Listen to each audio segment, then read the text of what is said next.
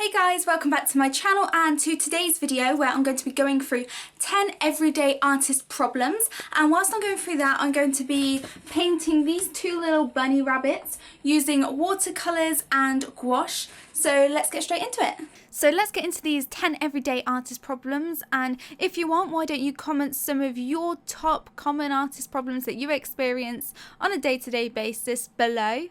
Okay guys, so the first everyday artist problem is honestly something that I experience every single day, and that is when you are in the middle of a drawing and you go to pick up that pencil that you were using about 5 seconds ago and it has literally just vanished into thin air.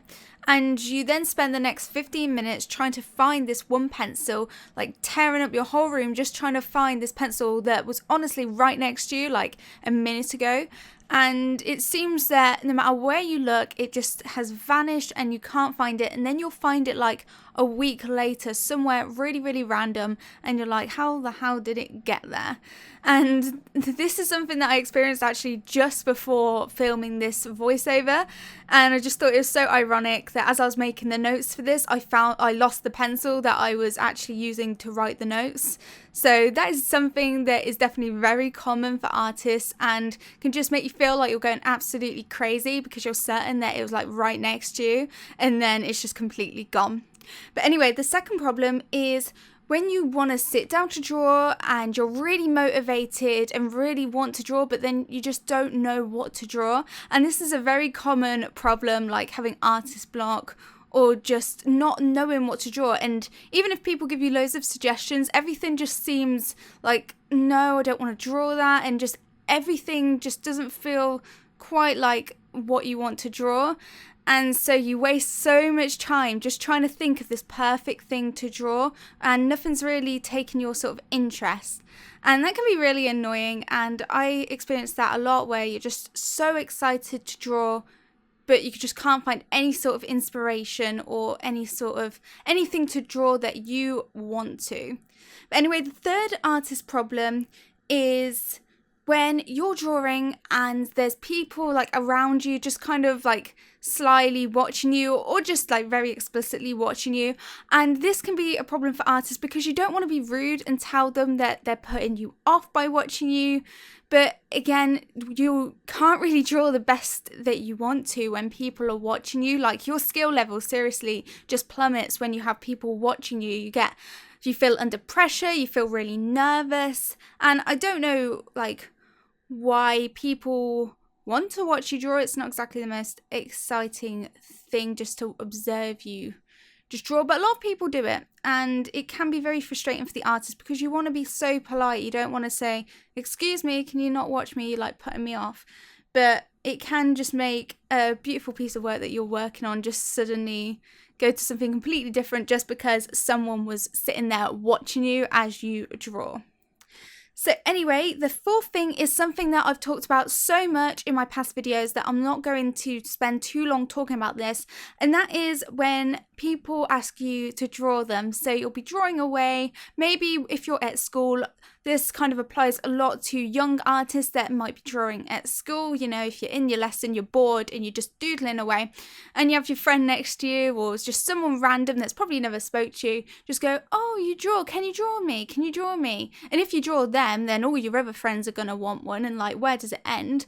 But if you're like a professional artist, you'll have people ask you all the time, oh, can you draw me for free? Or can you draw me? I want to do this as a gift for someone else and I don't have much money, so can you draw it because it's a gift? And that's so annoying to artists to get it on an everyday sort of basis, people telling them, can you draw me for free? And when you give them a price, no, that's too much, I can't afford that, I shouldn't have to pay for it. But like I said, I'm not going to talk too much about that because I've got a whole other videos where I talk more in detail about that specific problem. But let's get straight on to problem number 5, and this is when as an artist you are never satisfied with your work. No matter what you do, there's just something about it that isn't quite right, and you will focus on those little mistakes even if 90% of that painting or drawing is a masterpiece and has been done to perfection, you will focus on that 10% that doesn't look right and isn't like you imagined it. And that can be so frustrating because you just can't enjoy the work because you're focusing on those little kind of problems and flaws. And these are things that people that just look at your work won't even pick up on. But as an artist, you know, and most of the time you are never happy with your work, and there's always that sort of doubt when you put it, say, online, that other people will spot these flaws that you see. So I think that's just an artist trait and an everyday problem that we all have, is just not being satisfied with what we produce. But again, I think this is something that helps us improve because then we want to get better and even better. But anyway, let's get on to problem number 6. And this is when you're doing a lovely drawing, normally using graphite or charcoal, and you're drawing away and you haven't got anything under your hand. So like the palm of your hand or the side of your hand is just like free and can go anywhere. And you lift your hand up and you realize you've just completely smudged the whole of your drawing and just like smeared all the graphite or charcoal all over somewhere where it's not meant to be. And then you have like a freak out and panic, and you have to try and now spend the next like half an hour trying to fix that problem. And honestly, you have such like a little panic attack as you see all of that like smudged graphite or charcoal. But it's just so common and it happens so much. Or like if you smudge it with your finger, like if you have something on your finger, if you've been smudging and then you forget and then you like put your finger on like the like white bit of your paper and now you've just got like a finger smudge. Or even worse, if someone else comes and starts touching your work and smudges it. Yeah, that's just a common everyday sort of thing that I think a lot of us graphite and charcoal artists experience. And if you're unfortunate enough to have had that happen so many times, then you've probably realised that you should put something under your hand to prevent that. But anyway, let's get straight on to everyday artist problem number 7. And that is when you get these absolutely beautiful new materials. Maybe you got them as a present, or you thought you'd treat yourself and buy yourself some nice new materials. And you're just so afraid to use them. Like you've got them, they're looking lovely, your new paintbrushes or your new like markers, and you're just so scared to waste them and use them that you just leave them sitting there for ages and don't actually experiment with them. And this is just so funny, especially if you spent a lot of money on them. You're just so scared. You don't want to waste them. You don't want to mess something up. But I think that's something we have all kind of had some sort of experience with, when we get something that we've been waiting for so long and then you just feel like you're going to ruin it. But anyway, on to problem number 8.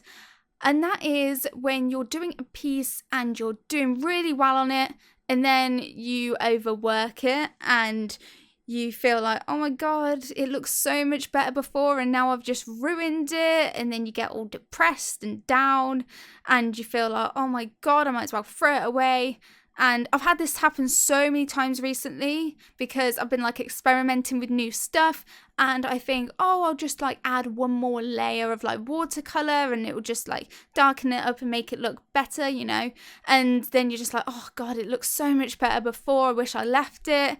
But that's all part of like practicing and experimenting and all of that sort of stuff. So, you know, once you've done lots of like paintings or drawings, then you will kind of get to grips with how far you need to go and what will make it be overworked. Like what's the sort of limit to how much layering and all that kind of stuff you should do.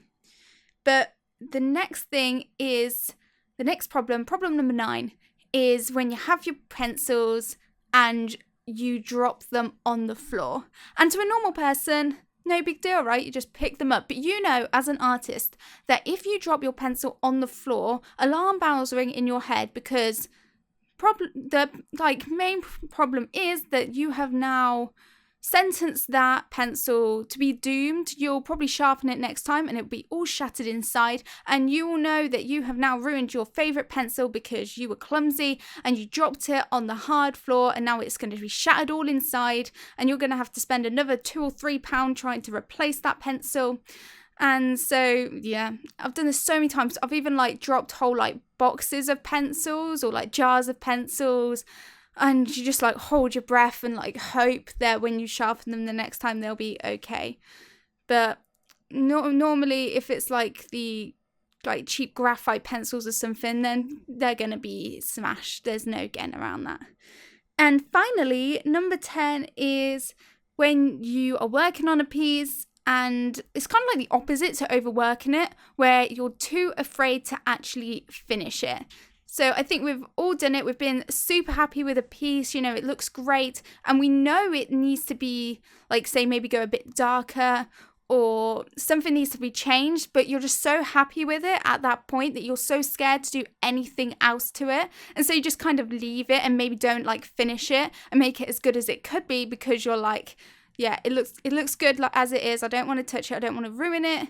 So it just kind of stays half done. So those are my 10 everyday artist problems, but I'd love to know, what are your top 3 everyday artist problems that you experience? Please comment below right now. What are your top 3? I'd love to hear them.